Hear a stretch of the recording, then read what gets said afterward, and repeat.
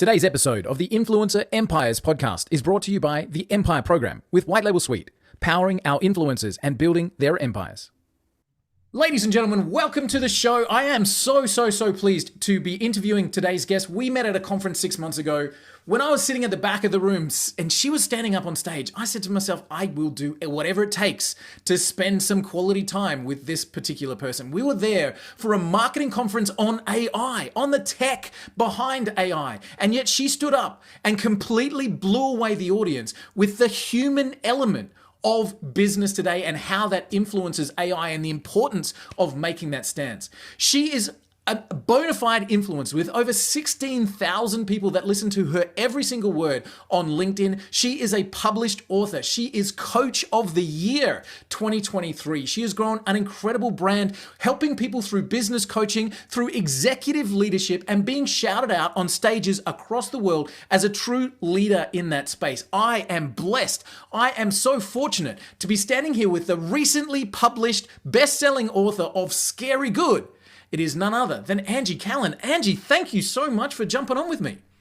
Thank you, Walt. And now I know what people mean when they're like, wow, I loved your intro. I have somebody who can intro like me and I love it. And I actually think you're better at it because you got a radio voice. So thank you. Well, this is years of practice, but I tell you what, that intro could have gone on and on and on. As I'm reading through your history, I cut that short. There's so many cool things that you've done. You started your career as an engineer, the technical, connective maths kind of focus, and you've morphed into a people person. How did all of this happen? Well, those are actually reversed because I was always a people person who became an engineer and found out that people aren't engineers. And so, I kind of have branded myself as the former engineer who loves people, which is why I love solving human problems so much. And it was one of those things that I'm glad I did it. I went to engineering school because as a top performer as a kid, I did not have a career aspiration, which I remember feeling very self-conscious about. And so my dad, who was my high school math teacher for 3 years, said, Ange, you're good at math and science, go to engineering school. Okay, Dad. And then I was like, oh, I chose civil engineering because it's the discipline where you get to talk to people the most. No lie. Wow. Okay. That's why there's the word former in front of engineer now. Right. Okay. How long did it last? How long were you trapped in that calculated world? Yeah. And that's a really good way to put it. I knew when I was a junior in college, I didn't want to be trapped in the calculated world. However, when you're a junior at an engineering college and you're funding your own education, you don't change your major. And so 7 years. There's a t-shirt. Yeah, there's a t-shirt. 7 years. And then I chose the Great Recession as the pivotal moment to jump off a precipice with no parachute and change my career. That sounds like a really smart and intelligent thing to do. And very pre-planned. So obviously it worked out. Like the change, was there a day, was there a moment that you went, yeah, I'm not, like, can you remember where you were? I know you're into your mountaining and you're adventuring and you're an outdoor sports person. You've talked about jumping off a cliff, the precipice. Was there an actual moment that the switch flicked for you and you went, yeah, I'm done? Which ironically, I will never jump off a cliff. That is not one of the mountain adventures I aspire to do, but it was in seeking mountain adventure that I found the moment and the wake up call. And this is all stuff that, by the way, I talk about in Scary Good, Discovering Life Beyond the Sunday Scaries, is how I arrived to somewhere beyond them. Because the one of the several reasons I'm glad I remained an engineer is it's what got me to move from the East Coast of the US to Colorado. So I used to live in Boston in the concrete jungle and was working on sites to like redevelop crappy soils. And then I moved to Colorado and got to transfer through the company I was working to a small resort town, which was the goal. I wanted access to primarily skiing at that point in time. Now I've realized you come to Colorado for the winters and stay for the summers, and you have a whole lot of gear in your basement to prove it. But I was sitting in a cubicle, and I'm talking like straight out Office Space cubicle one day, and I'm looking outside at this brightest blue sapphire sky I've ever seen. And I am drafting CAD markups, computer-aided drafting, red line markups that someone else gave me. I'm not even able to do my own work anymore because the recession tanked the industry so bad. And I'm like, why am I doing this? Also, I was designing parking lot on National Forest land so that one of the ski resorts could have more parking. And I'm just sitting there going, this is not what I kind of signed up to do. And so there's a very brief window of time when I had actually met my now husband, who lived in the next mountain town over, and I'm like, doing it. And so I guess you could call him the one who made the push, but I was already standing there looking over, and it was time. Doing the parking lot on top of a national forest is an amazing segue, if I think about it, to what you're doing now in terms of humans in AI. So I'm going to come back to that because I really want to dive into it. But one of the things that fascinates me is your getting away from the Sunday Scaries, which is what is literally on the front of your book, Scary Good. And you talk in your podcast itself. It's no more Mondays. So tell me about the Sunday Scaries and the No More Mondays, and what's your feeling there? What are you looking to achieve, and how are you helping people through the coaching side explore that? When I made the move from Boston to Colorado, I was in my late 20s, and I specifically remember people, primarily my ski friends, would be like, "Oh, what are you doing? You're living my life. You're doing the thing I've always dreamt of doing." And I specifically remember thinking, this was way before the coach, or maybe this was one of the coach seeds, who knows. I remember thinking, I'm nobody special. You could do this too. And what I realized in that moment is we choose mediocrity over a life by design all the time, especially here in the United States. Golden handcuffs, climbing the ladder, and kind of living by someone else's expectations or rules or belief systems without ever actually looking and seeing whether or not they serve us, and that they're the ones that we choose and want to operate upon. And because of that, we end up staying small and staying mediocre instead of trying things or saying, I might fail, but at least I'll learn, and experimenting to figure out what we want out of life versus just following the expectations or the kind of old school methodology of doing things, which a lot of people still do, even though that's breaking down. And so there was just a lot of moments throughout my changes that both challenged me, but helped me increase my level of self-awareness. Sometimes I'd rather not know, but I'm a more complete human in doing so. And it is in all of that experience and journey that helped me feel like I now know what I want to do, how I want to impact people, and I want to help other people explore that and lean into that. Because at least in America, the average worker experiences the Sunday Scaries 36 weeks of the year. Okay, quick math from your former engineer who loves people friend. There are only 52. And once you remove the Monday holidays from there, you're basically looking at having the Sunday Scaries 100% of the time, which basically means we are allowing Monday to ruin our Sundays. We are allowing the work week to take time out of our weekends when we're supposed to be doing the things that fuel us. And instead, we're channeling that towards anxiety over the work week. And all of that doesn't just mean you hate your job. It probably means your life and lifestyle are completely misaligned to the values that you haven't done the work to explore. And so a lot of that sounds kind of like woo-woo coachy, especially coming from a former engineer who loves people, but there is a really practical foundation you can build if you allow yourself to lean in and do a little self-discovery and make some decisions and take some agency that you have more of than you think you do. Tell me about that. You can see the sign behind me. You have magic in you. Yes. This was a gift from my business partner. That's my philosophy, that every one of us has everything that we ever need right inside us, and that's what makes us special. But tell me about that from your side of things, Angie. Like what you said is that they have more than they could imagine. Like, tell me, what are you thinking there? Like, how is this coming to light? I think your sign says it, which, by the way, I did not know you have. And when you came on, I was like, ooh, so much fun, because it really is true. You have everything inside of you that you need to go be the purposeful, impactful human that you're meant to do. I truly believe all of us have a purpose to fill in this world, and only a fraction of us will ever even know that, let alone go through the journey to discover it, let alone discover it, right? There's some just sieving all the way down to being a very small population of kind of enlightened humans who knows that we have magic in us and that we do have the magic in us. And I think a lot of it comes down to what happens to us through adulthood conditions us to believe we don't have the magic. And if you can go back to your 9-year-old self, which, by the way, is when a young female's self-confidence peaks, and you can tap into the magic that that girl believed she had, or that little boy believed he had, it doesn't mean that you need to go be the thing that little kid thought they wanted to be when they grew up. But if you can go back to that point in time or into that mentality of like childlike confidence and childlike hope and belief that you do have a purpose and you lean into exploring it, you are going to open up an entire world of satisfaction that you never would have found otherwise. And I don't know about you, that to me means living with no regrets. Interesting.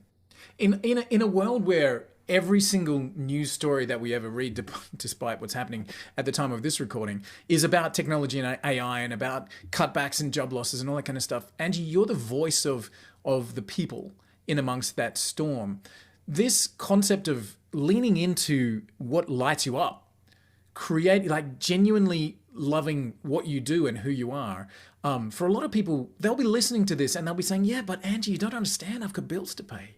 I've got a life to live. I've got commitments. I've got family. Like, I can't just throw all that away and go and climb mountains for the sake of the exercise. Angie, you don't understand. I'm trapped. How do you help that person when you're working through that with them? So one thing I want to do is validate the fact that most of us aren't going to eat by making money on the things we're passionate about. There is such things as starving artists, because most people's passions are hobbies that can't make money unless you're an outlier who's one of the top 10%. But I do believe that you can find something you're passionate about if it is an outlet for your purpose and your gifts. And there's a big distinction between using your passion to make money and being passionate about the way you make money. So I think that's the first thing that you have to kind of lay the foundation and set clear expectations on, because the other thing is, as individuals, we are never going to be 100% fulfilled by our vocation. We're way too diverse and have too many interests and too many outlets for those things in order to have the expectation that that's going to be all of our fulfillment. And as soon as you kind of start separating that out, you reduce the pressure that a lot of times I think we put on our career to be the be all end all of our value and worth in the world. So that's one thing, is you've got to put a lens on this that leads to a realistic expectation. And the second thing I will say is that you may not be as trapped as you think you are. And what I mean by that is we are really good at, humans in our little Neanderthal brain, wanting to run back to the cave anytime we think anything even close to a saber-toothed tiger is around the corner. However, don't know about you, we ain't got those in Glenwood Springs, Colorado anymore. However, I'm pretty sure they dug one up recently. Anyway, the point being, we are very good at catastrophizing things. Right. And in that, we automatically jump to the worst case scenario as the conclusion or only possible or even likeliest outcome in any, even the smallest tiny change. If you can take a step back and you actually reverse engineer the likelihood of the worst case scenario playing out, you will find it is the least likeliest option, if even almost zero. And so now the return on investment of time is more likely to get you at least a learning experience and knowledge than it is, living in a bus for 4 years and bankruptcy. Read the book, you'll find out, right? But the thing is, it's all survivable. It's all survivable if you look at the reality of the situation versus jumping to conclusions. And so if you feel stuck, I encourage you to walk through the steps of saying, okay, what are the possible outcomes here and how likely are they really to come to pass? And once you see where those fall, then you can make an informed decision on where to take a calculated risk. Not if to take a calculated risk, but where. That's cool. That's a very good distinction. And we're not talking about listening to this podcast, and if you're on the drive to work or you're on the treadmill or wherever it is that you're listening to this or watching this, we're not talking about rocking into your job this morning and giving notice and walking out and then going, oh my God, Walt and Angie told me to do it. No. We're talking about finding joy in what you're doing. Is there a framework that you design with people, Angie, to help them through that? There is. It's less systematic than you may think as an engineer, because I actually tend to operate on a lot more like intuition and systems thinking, and then figuring out kind of what an individual needs to walk through things. But for the sake of all of you out there, I can give you some pointers to build your own framework. Because one of the most powerful and may seem cliche things that you can do that most people don't is know your core values.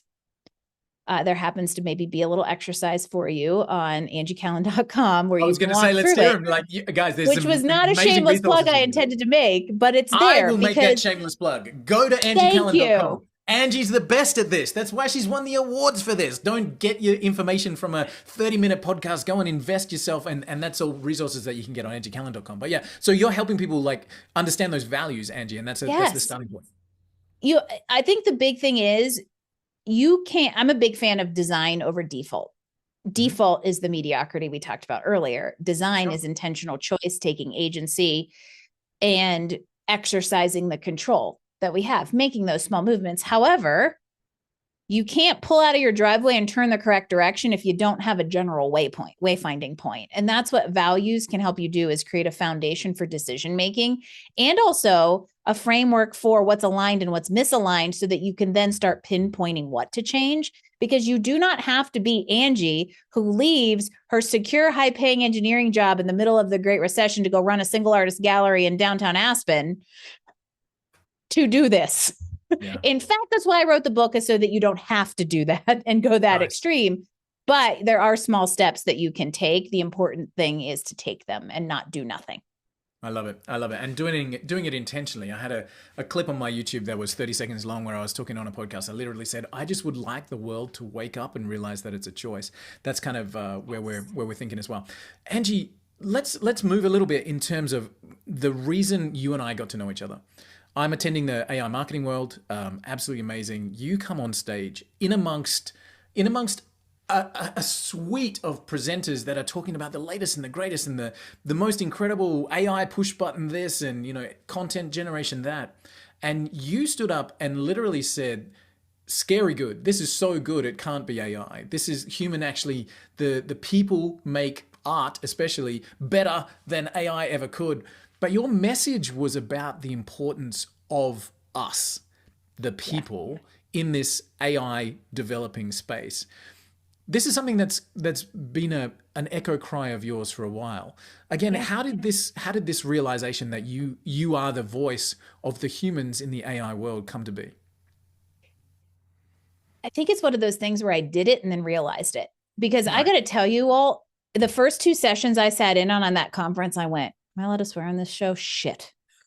It was like build your AI video clone. And then it was go AI arbitrage a business you don't know anything about. And you can start making money tomorrow from a guy that was so fast talking. There was no possible way you could ever understand anything he said inside of 37 minutes, right? That's what the first. By the way, we did not speed up that clip. That was Angie pure unfiltered right there. And I literally, I think I was texting my husband, like, I am effed, because I am the 3rd day keynote opening the day with essentially how to be a human, how to put people first in a machine-driven world. And I got to tell you what, one of the most amazing things was how much that was needed in that room. 100%. And I think that goes back to how I have now realized how important it is to have a human voice. And I think, practically speaking, I think this is one of the reasons the engineer became a coach, right? It gives me credibility to step into a room of techie, nerdy AI people and get them to listen to somebody who's talking about the fact that we can't lose our humanity, because your sign says it all. We have the magic in us. AI is not magic. AI is math. And that is a former engineer telling you that fact. There is no creative intelligence inside of generative AI. It can only operate on what it knows, and it can only know what has already happened. It cannot build and create the future. It can enhance us. It can enhance, and it can bring out and connect things that we would not have seen beforehand, because it's what it does. It parses data, but we get to bring the magic to that. And so the whole message that I had there was the fact that humans still matter, which ironically was a term I started talking about before AI came out.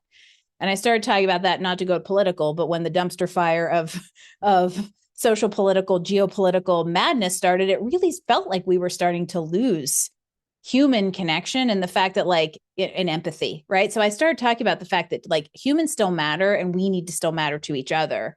And it's just so interesting that evolved into this, dual meaning of humans still matter in the age of AI, but there's also a third layer there that I've realized, in that humans still matter and that you still matter. And that's where individually we owe it to ourselves to do that work, discover life beyond the Sunday Scaries, and be the AI enabled or tech enabled human on purpose. But you've got to know that purpose and do that work, because that's how you are going to make sure that humans still matter, is by using the magic in you. And it becomes a really interesting kind of ecosystem. And so it was one of those things, Walt, that I just went and did. And then I realized, I guess that's the thing I'm supposed to do. Interesting. There's a lot of people right now around the world, Angie, that are scared. You know, they're scared that they've been in this role for so long, and AI is just coming in and wiping them out. And what your message is saying is, hang on, there's brilliance that you can add on top. And if we see that AI as a multiplier of you, then you can not only survive this, but you can thrive. You can actually, when we talk about let's do math, let's multiply, we get an exponential growth curve going on by being human and adding that into the mix of AI and what's going on. When it comes to the people that you work with, so obviously you're coaching at a high level, you're working with people who are leaders in the field. When it comes to people in those spaces, what are they feeling about AI, and how are you helping them to kind of realize this connection between their own magic and the AI magic that's all algorithms? Yeah, I think one of the things I'll start there with is the challenge. And that is that we're kind of in the AI gold rush, which basically means, holy cow, I'm going to go dig in every single cliff and try to find the biggest nugget I possibly can in every single possible territory, on the planet.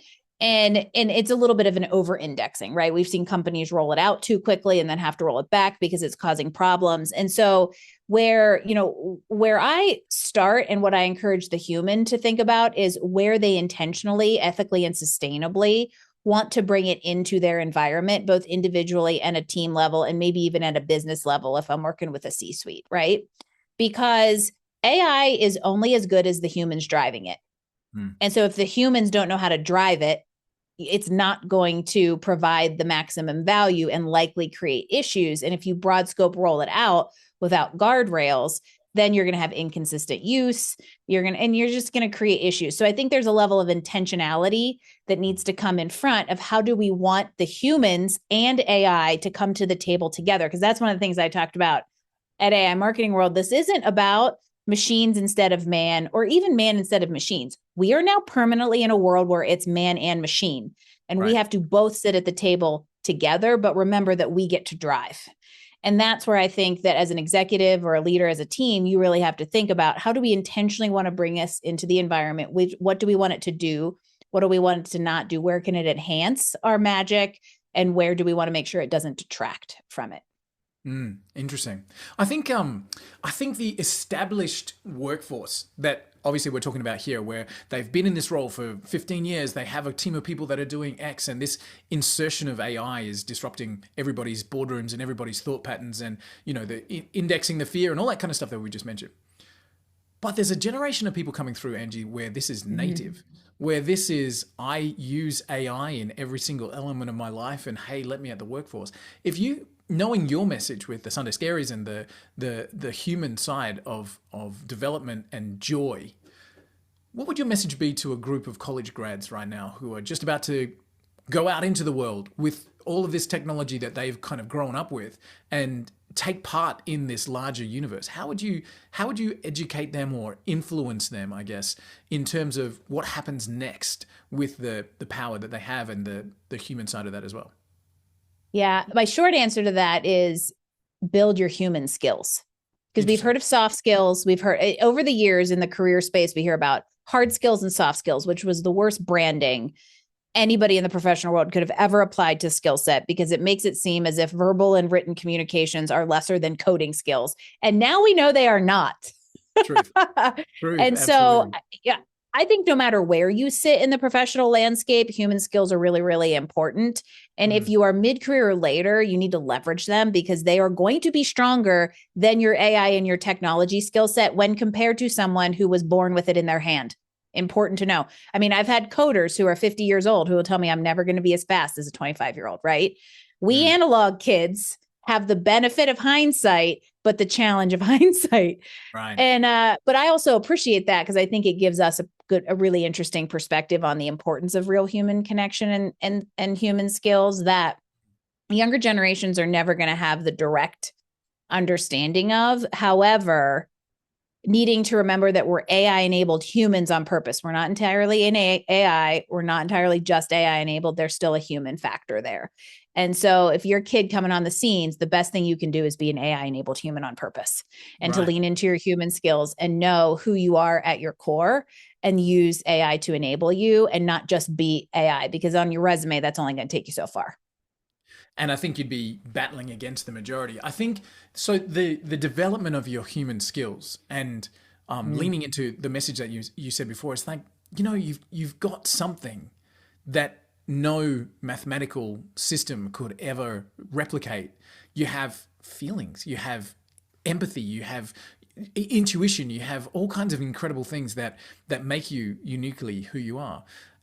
Coming into that world as the college grad, armed with all of this tech and skill, and the message here is to say, also become you, also understand who you are, like really find that inner core of what you stand for, who you represent, who you want to be, and take that forward into the marketplace and be that amplifier. Yeah. It's a nice message to have. So Angie, where do you see this boom bust interesting cycle going? Where is the heading that we can all align with, in your opinion? Yeah.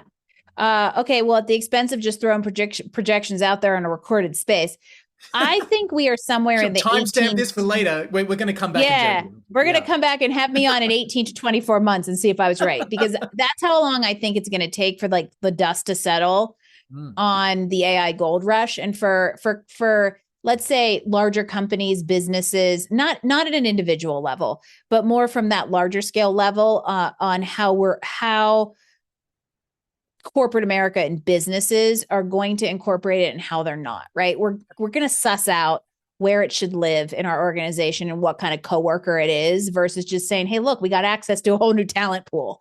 And I think it's just going to take that long. And once we do, we will then be able to see where, for instance, jobs are being displaced.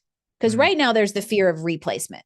And guess what? My response to that is, if you are within 5 years of retirement, cool, stick your head in the sand, pretend like it doesn't exist. If you are less than that, you cannot act like AI does not exist, because then you will be replaced. However, as long as you keep up your skills, both human and technologically speaking, you will be able to adapt to a displacement and make a shift to where AI pushes jobs versus where it potentially is taking away.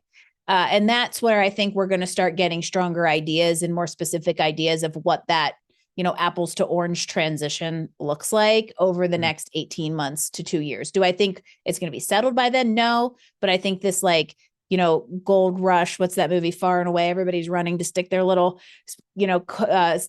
their little wood in the corner of the plot, right? Yeah. This is we're all Tom Cruise out there waving our little flag for Nicole Kidman, right? Like that, I think, is going to settle in the next 24 months, and we'll have a better picture of what exactly we should be doing skill building wise to make sure we stay relevant and can progress. Nice. And I think that's never been any different. It's always been about upskilling in terms of where we're at. So Angie, what about yourself personally? Like I recognize you as an influencer, and that's sometimes a surprise, right? Especially for the influencer. I'm like, thanks. Wow, how cool is that? You have created a following. You've created a voice that people resonate with and say, tell me more about that, Angie. Like, as we said before, guys, follow along with angiecallen.com. Make sure that you're getting all the details and information there. Angie, how has this position of influence affected you personally and your brand, and how did it change your life? I think the first thing is, I don't know that I ever set out to be an influencer, but I think many of us are that's the case. And a lot of the reason I did was because I don't know how to be anything else other than me. I don't know how to talk or put out content that's anything other than me. And that might sound ridiculous, but it's not in that I'm just authentically myself, take it or leave it. That isn't it. I just don't know how to do anything else. And so in putting that out there, I realized I was kind of onto something. And it was in becoming, let's call it the influencer. That feels like a word I'm not necessarily worthy of, but it was in putting that voice out there and seeing how it resonated that gave me the clarity to write my book for instance. And that is something I've been theoretically writing for 4 or 5 years. And all of a sudden, there were elements of the influencer piece and things that I had started putting out there through that thought leadership that gave me the aha moment to figure out the cover to put on it, for instance. And so it's really, I think it's changed my life because it's helped change others. And I hope that doesn't sound like cliche or forced, but it really is true, because I think that all of us do have that calling and that purpose. And that if that purpose or calling impacts one person, that's a life well lived. And for me, the fact that people have said, like, you've changed my life, or, oh my gosh, I can resonate with what you wrote, or in coaching them, they felt hope. Those are all things that for me have given me meaning as a human. Practically speaking, I also bought us a house. And so there's like a real world application of what happens when you do go out into the world with this mind to serve, what kind of comes back to you in various forms, whether it's in like personal fulfillment or realizing a life milestone or something in between. And I think like the actual resolution there of your message is so consistent, be a human, be authentic, sure. Work your butt off, because I see the amount of content that you're putting out there, and I see the amount of work that you're doing, and good things happen. But that doesn't just happen by accident. That's by design, and that's exactly what you were talking about before. Super cool. And design doesn't mean it's easy. It doesn't mean it's easy. Of course not. Cool. Goodness. I mean, it's easy to It's easy to put your feet up and have a day off sometimes as an entrepreneur. Sometimes it's not. But design means doing it on purpose. And yeah, you're right. Because if you're on purpose, you direct. But if you're by accident, then you take what you're given, and that doesn't have a lot of hope connected. You're a tumbleweed. Right. I like what Jim Rohn said. He was like, if you depend on somebody else to set your direction, guess what? What if you turn up where they don't want you to be, or you don't want them to be, or whatever? So you don't have that control. Exactly. Angie, what's next for you? I actually, before I get into there, I just want to tell you something. You made a comment there that I thought was really interesting, where you said, I'm not sure I'm worthy of that title. And I would give that back to you by saying, damn, you absolutely are. Take that proudly, and that impact that you've had on so many thousands of people already, and you're only just getting started, puts you firmly in the deserving seat of that acclaim. I'd love to know where you're going. Well, like, obviously the book's just come out, so guys, go and buy the book, support Angie, get some sales in Amazon, and leave her a beautiful review about all of the impact that it makes for you. But what's next for you? How do you see your journey progressing from here? Thank you for reminding me that I have the magic in me, first of all. And second of all, I feel like I am moving into a new chapter of doing really like almost philosophical work that's representative of what I stand for versus, just saying I'm going to coach people. Right. This is like really next level for me. And, writing a book that's part memoir, part guide is a journey in and of itself that helps you realize, like, my own book coached me in some ways to help me kind of realize what I really need and should be doing. So that looks like things, teaser, Scary Good Retreats. Nice. That looks like, I mean, why wouldn't I bring together the personal world and the outdoor adventure that I talk so much about and use as a metaphor for life, right? That looks like, really putting things out there that help us remain purposeful and human while still adopting and leveraging technology, right? So essentially, how do we remain AI-enabled humans on purpose in this very quickly changing landscape, stay relevant, and just kind of trying to keep my finger on the pulse of all of that in order to figure out how to meet people, where they're at, and guide them into greater levels of awareness about their own individual humanity. Because I think that's going to be even more important, to be really connected with ourselves in this disconnected technological world. And so that's a really like big, ambiguous, rambly answer to say, I don't know. And that's okay. I don't know. And that's okay. And I feel like I'm on the right path, and I'll stay on it until I feel like I'm not. That seems like a pretty good thing to me.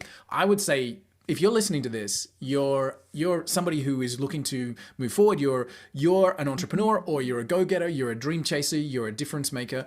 And if you fit into any of those categories, and even if you don't, and you want to stay up to date with where your human side and your purpose and joy and direction of life aligns with your career, then there's nobody on the planet to follow better than Angie Callen. So again, Angie, I just want to say to the amazing world that finally got us in a room together after so many meetings missed and agendas that didn't line up. I want to say thank you. Thank you. I think the opportunity to spend some quiet time with you is amazing. And from all of the people who are listening, I'm saying thank you to you for them. And I think, guys, if you can take anything from this, it is that you do genuinely have something special, and your life by design is only just getting started.